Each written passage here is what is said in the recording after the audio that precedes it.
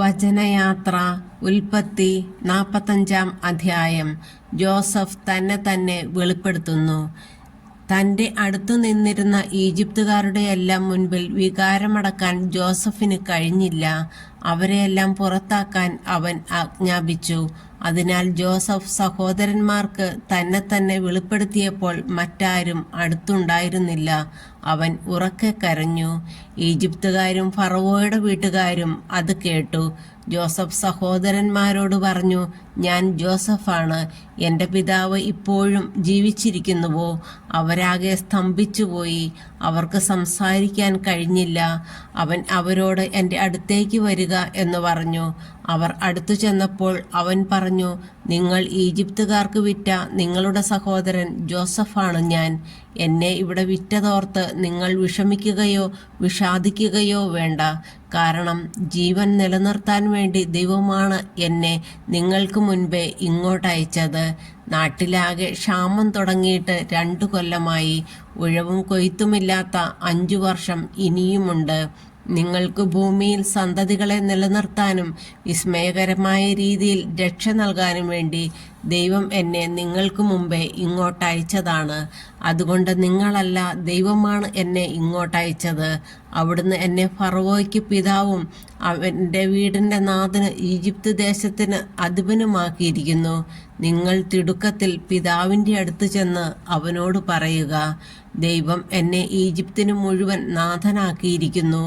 എൻ്റെ അടുത്തു വരണം, ഒട്ടും താമസിക്കരുത് എന്ന് അങ്ങയുടെ മകൻ ജോസഫ് പറയുന്നു. അങ്ങേക്ക് ഗോഷനിൽ പാർക്കാം. അങ്ങ് എൻ്റെ അടുത്തായിരിക്കും. അങ്ങയോടൊപ്പം അങ്ങയുടെ മക്കളും മക്കളുടെ മക്കളും ആടുമാടുകളും അങ്ങേക്കുള്ള സകലതും. അവിടെ അങ്ങയെ ഞാൻ പോറ്റിക്കൊള്ളാം. ക്ഷാമം 5 കൊല്ലം കൂടി നീണ്ടു നിൽക്കും. അങ്ങും കുടുംബവും അങ്ങേക്കുള്ളവരും പട്ടിണിയിലകപ്പെടാതിരിക്കും. ഞാനാണ് നിങ്ങളോട് സംസാരിക്കുന്നതെന്ന് നിങ്ങളും എൻ്റെ സഹോദരനായ ബെഞ്ചമിനും നേരിൽ കാണുന്നുണ്ടല്ലോ. ഈജിപ്തിലെ എൻ്റെ പ്രതാപത്തെപ്പറ്റിയും നിങ്ങൾ കണ്ടതിനെക്കുറിച്ചും പിതാവിനോട് പറയുക. വേഗം ചെന്ന് അവനെ കൂട്ടിക്കൊണ്ടുവരിക. ജോസഫ് ബെഞ്ചമിനെ കെട്ടിപ്പിടിച്ചു കരഞ്ഞു. ബെഞ്ചമിനും അവൻ്റെ തോളിൽ തല ചായ്ച്ചു കരഞ്ഞു. അവൻ തൻ്റെ സഹോദരന്മാരെയെല്ലാം ചുംബിക്കുകയും കെട്ടിപ്പിടിച്ചു കരയുകയും ചെയ്തു. അപ്പോൾ അവർ അവനോട് സംസാരിച്ചു. ജോസഫിൻ്റെ സഹോദരന്മാർ വന്നിട്ടുണ്ട് എന്ന വാർത്ത ഫറവോയുടെ വീട്ടിലെത്തിയപ്പോൾ ഫറവോയും ദാസന്മാരും സന്തോഷിച്ചു.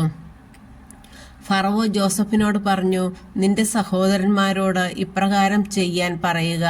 മൃഗങ്ങളുടെ മേൽ ചുമട് കയറ്റി കാനാൻ ദേശത്ത് ചെന്ന് പിതാവിനെയും വീട്ടുകാരെയും കൂട്ടി എൻ്റെ അടുത്ത് വരിക. ഈജിപ്തിലെ ഏറ്റവും നല്ല ഭൂമി നിങ്ങൾക്ക് ഞാൻ തരാം. മണ്ണിലെ ഫലസമൃദ്ധി നിങ്ങൾക്ക് അനുഭവിക്കുകയും ചെയ്യാം. അവരോട് പറയുക, നിങ്ങളുടെ കുഞ്ഞുങ്ങൾക്കും ഭാര്യമാർക്കും വേണ്ടി ഈജിപ്തിൽ നിന്ന് രഥങ്ങൾ കൊണ്ടുപോവുക. നിങ്ങളുടെ പിതാവിനെ കൂട്ടിക്കൊണ്ടുവരിക.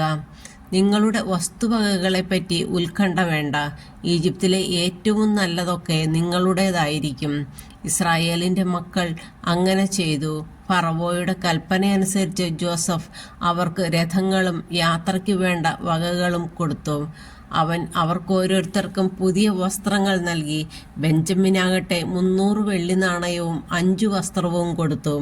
അവൻ 10 കഴുതകളുടെ പുറത്ത് ഈജിപ്തിലെ വിശിഷ്ട വസ്തുക്കളും 10 പെൺകഴുതകളുടെ പുറത്ത് ധാന്യവും അപ്പവും യാത്രയ്ക്ക് വേണ്ട വകകളും തൻ്റെ പിതാവിന് കൊടുത്തയച്ചു. അങ്ങനെ അവൻ സഹോദരന്മാരെ യാത്രയാക്കി. അവർ പുറപ്പെട്ടപ്പോൾ അവൻ പറഞ്ഞു, വഴിക്ക് വച്ച് ശണ്ട കൂടരുത്.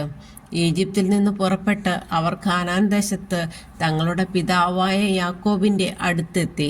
അവർ അവനോട് പറഞ്ഞു, ജോസഫ് ജീവിച്ചിരിക്കുന്നു. അവൻ ഈജിപ്ത് മുഴുവൻ്റെയും ഭരണാധികാരിയാണ്. അവൻ സ്തബ്ധനായിപ്പോയി. അവൻ അവരെ വിശ്വസിച്ചില്ല.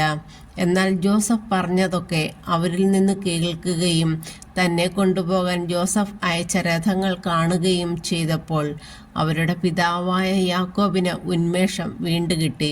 അവൻ പറഞ്ഞു, എനിക്ക് തൃപ്തിയായി. എൻ്റെ മകൻ ജോസഫ് ജീവിച്ചിരിപ്പുണ്ട്. മരിക്കും മുമ്പ് ഞാൻ പോയി അവനെ കാണും.